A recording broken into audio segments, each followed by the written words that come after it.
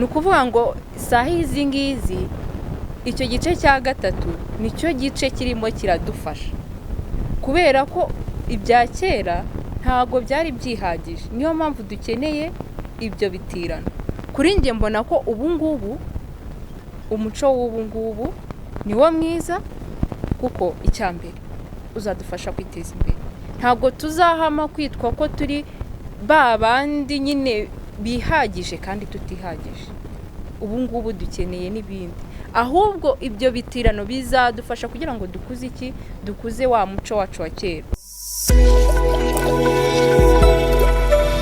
bivuze kera hakoreshwaga impuzu hakoreshwaga ibintu bikoreye ubwabo mu maboko yabo ariko ubu ngubu biroroshye cyane ko nta hantu isi iri kugenda igana uko igihe kigenda niko tugenda turushaho no kongera ibikorwa nuvuga ngo ni irihe kosa ubona mu kuba bari kwambara imyenda cyangwa se bari kwambara ibintu bivuye mu nganda bitandukanye nuko kera bambaraga ibyo bikoreye ikosa ririmo ryaba ari irihe rituma wumva ko ibya kera ari byo byiza cyane kurenza ibyo ikosa ririmo n'ubunebwe no gutekereza ko dufite ubuzima buri limit kweje mu myaka 50 tuzaba dupfuye noneho wowe nk'umuntu ukiri muto ukananirwa gutekereza ko ariko reka mvuge ko twikunda ubundi iyo wikunze ntabwo wifuza ko wowe nanjye niba ngewe mvuze ngo ngiye guhanga ikintu runaka byumvikana ko ngiye kugihanga ndashaka kwitwa karenge wagihanze ariko ndavuga ngo umuntu sintekereza ko umuntu uzankomokaho ari we nshobora kuzapfa ariko nkamusigira ya gakondo sibyo akaba ari we uzabikomeza wenda ntakiriho dutekereza ku buzima 50 ku myaka 50 ukavuga ngo reka nige soze nindagiza kwiga mbona akazi ngire gute nanigwe gutekereza projet ishobora kuzamara imyaka magana ngewe nubwo ntazaba nkiriho ariko igisekuruza abana banje nzabyara n'abandi bazankomokaho bazakomeza wa mushinga natangiye kandi nanjye birashoboka ko mu myaka nk'itanu iri imbere nzaba maze kubona umusaruro w'ibyo nagize ikosa twakoze dukora rero ririho n'ubunebwe bw'imitekerereze kuko nabariya bakora muri ziriya nganda bafashe igihe bafata igihe gihagije cyo gutekereza none uyu munsi twebwe tubabona nk'Imana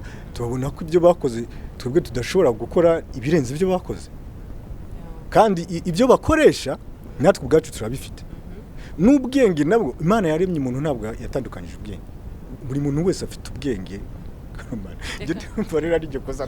reka ngaruke gatoya kuri Francine wenda nawe afite icyo ashaka kubivugaho ariko nanone mu byo ugiye kutubwira utubwire ese wowe urabyumva ute ko kuba umuco uri kugenda uhinduka ari ikibazo cy'ubunebwe hari impamvu kiri gutuma bigaragara ko byaba ari ubunebwe buri gutuma iterambere ryihuta murakoze cyane ntago ngiye mbona ko ari ubunebwe icyo cyo ntago nkemera impamvu ntabona ko ari ubunebwe ni ukuvuga ngo twebwe turimo turareba ese ni gute niba ari n'uwo muco wacu twakora ibintu ku buryo bwihuse yego nibyo tuzatekereza tuvuge n'urugero niba ari ukubumba se niba ari ukuboha uduseke saha izi ngizi abanyamahanga bagura uduseke bagura iriya mitako abanyarwanda bakora ni benshi nukuvuga ngo ahangaha nugenda ukajya mu cyaro hahandi wa muntu uri kuboha agaseke azafata icyumweru cyo kugira ngo akuzuze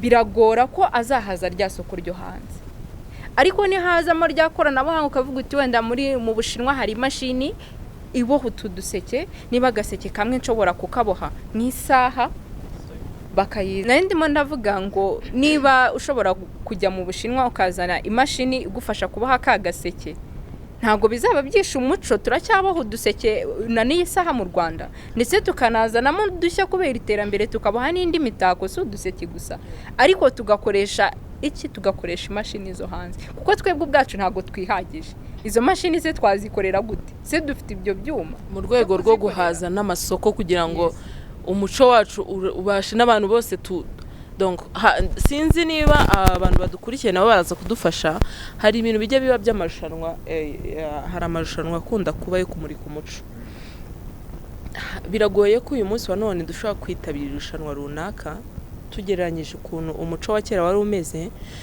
abanyarwanda tukitabira iryo rushanwa tukajya kumurika umuco wacu twakoresheje amaboko yacu gusa, kuko biba bisaba ibintu byinshi, biba bisaba ibintu byinshi cyane biri tangible ushobora kwerekana, yaba ari ibyo bishushanyo mwakoze, yaba ari ibyo bintu mwaboshye, imikeka,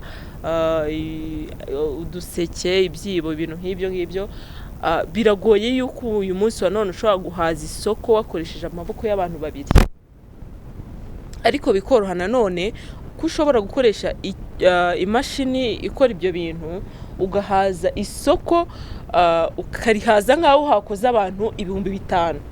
ndabeshye? Sinzi niba rero iryo ryaba ari ikosa kuba iterambere riri gukora gutyo. Wowe ubyumva ubitekerezaho iki?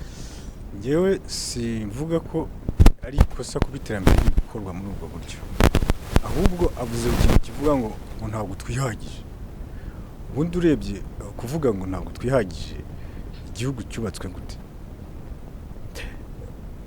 Twese tuzi amahano yabaye mu Rwanda muri jenoside muri za 1994, byabaye turabizi. Abantu batangiriye kuri zero bubaka kino gihugu. Ntabwo nemeranya n'umuntu uvuga ngo ntabwo twihagije. Gukoresha amaboko yacu, ikintu nahoze ngarukaho cyane nuko n'abariya badukora zira mashini zikavaringa ahantu hari hakoza abantu 5,000 mu masaha 2, nabwo babikoresheje ubwonko bwabo, amaboko yabo. Icyo ushaka no kugira ngo twumve ngo niba ngiye gukora projet runaka, sibyo? Si imitentekereza immediately ko ngiye gukora budget yo kuva ya miliyoni 100 harimo na za mashini zajya kwipotinga hariya kugira ngo uzabashe gukorera projet yanjye. Ahubwo ntekereze n'uburyo ki ziriya mashini ntakomeza kujya kugura mashini, nagize akabazo wenda iyi micro yapfuye ngomba kujya kuyigura mu zindi nganda. Ahubwo ndagira ngo dusubire inyuma iwacu. Ese twebwe ibingibi abandi bakora ntabwo dushaka kubikora? Ntitubishoboye? Ngiye nicyo kintu navuga ngo kumva ko turihagije, kuko umuntu umwe, abantu 2, 3 iyo bahuje umutima bari hamwe bashobora gukora ikintu gikomeye cyane. Bashobora gusenya cyangwa bakubaka, ariko icyo twifuza nuko twakubaka. Uko twebwe turi hano, uko turi 3, ngewe nawe mushiki wacu, dushobora gutekereza ikintu gishobora kubaka igihugu mu myaka nk'itatu iri imbere. Muramfasha rero ngaruke noneho ku kintu gikunze gutuma hazaho impaka kuri ibi bintu by'umuco wa kera n'umuco w'ubu ngubu. Wenda kuri icyo twari turiho cy'imikorere n'ibindi byose byo kumurika umuco, abantu bakurikira Philos 250 nabo baraza kudufasha muri comment batubwire uko babyumva. Ariko nanone mbere yuko twegera umusozo w'ikiganiro, ndifuza ko none tuvuga ku kintu cy'imyambarire. Guys, iki kintu nicyo gikunda kuzana impaka cyane ku muco wa kera. Abantu ba kera bambaraga, hari n'uburyo abantu bubu bambara. Dutangira wabivuzeho gatoya nuko tutabikomeje, ariko none ndifuza kumenya, turebe umuco wa kera uburyo abantu bambaraga, turebe n'umuco w'ubu ngubu uburyo abantu turi kwambara. Imyambarire dufite ubu ngubu n'imyambarire yari iriho kera, mubona ibyiza ari ibihe? Ndahera kuri Francine. Murakoze cyane. Sinzi niba badukurikiye baraza kureba uko twambaye. Ndatekereza tutambaye nabi nkuko batangiye bitubwira, twambaye neza, nta kintu bitwaye. Yego, umuco wa kera twari tumenyereye ko bambara impuzu, inkanda, impu, incabure, yewe bakanaheka no mu ingobyi z'impu. Yes, ibyo bintu ntago mbizi niba ari njye nyine wabirebye. Sinzi niba mwarabonaga yuko bambara gutuntu duto. Ntaho bitaniye no kuba uyu munsi nakwambara ijipo ya mini. Incabure zabaga zigeze aha, ngira ngo wenda babaye mu matorero murabiza incabure ziba zigeze. Usibye n'ibyo, uwo ni n'umuco waje mbere, waje inyuma gato, kuko ntekereza ko mbere yaho ubundi hambaraga umuntu, hambaraga abagabo n'ababyeyi bahetse, nibo bakingirizaga iki gice urumva, ariko ubundi imbere ntibanambaraga totali. bigaragaza rero ko ntago mbona ko ubu ngubu imyambarire yaba ikibazo, ahubwo ikibazo kiba mu mutwe w'umuntu, ntago ikibazo kiba ku umuntu uvuga ngo yambaye umwenda. Reka twumve Fabrice nawe icyo abivuga ku kijyanye n'imyambarire. Imyambarire ya kera kubera ko tutari bwagere mu buryo bwo bubona igihe gihagije cyo gutekereza cyane, kubera n'abantu bari bakeya, urebye kera bari bihagije. Bari bihagije ugereranyije n'igihe bari barimo n'ibinyejana bari barimo, bari bihagije. Ariko uyu munsi kuko tubamaze kuba benshi kandi n'iryo terambere ryaje, kuko nakubwiye ko umuco uko bucya niko bwira umuco ugenda ukura gahoro gahoro.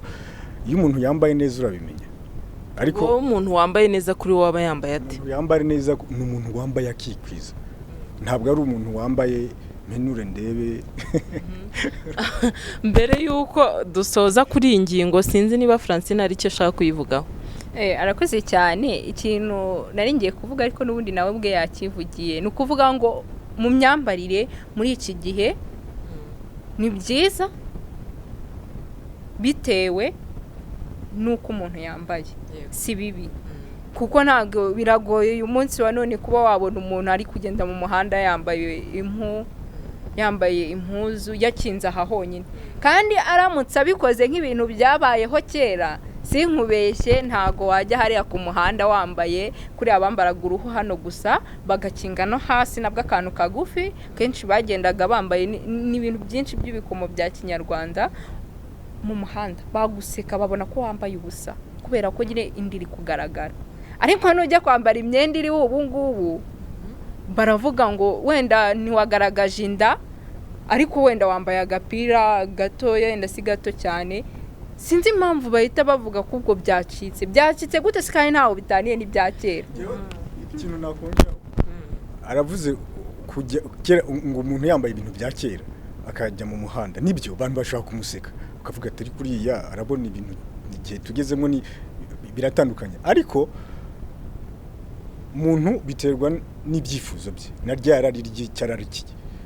Nishaka kwambara neza nzambara neza, nzagenda ku mutayeri mubwire ngo ndodera uyu mwenda ubona ko abantu uzarebe ibirori by'abantu biyubashye n'amakwe. Umuntu wambaye neza, kuki umugeni yambara ikanzu igera ku birenge hariya? Uzi ubusobanuro bwawe? Nuko ari we muntu wa mbere abantu bahanze amaso aba yambaye neza kurusha abandi bose.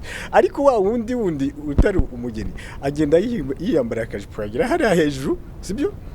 Ukibaza ari nkawe baguhaye guhitamo, gusa wahitamo kuki twese tuba twagaragiriye uriya mugeni nuko aba yambaye neza umusaruwe. Ibintu biratandukanye.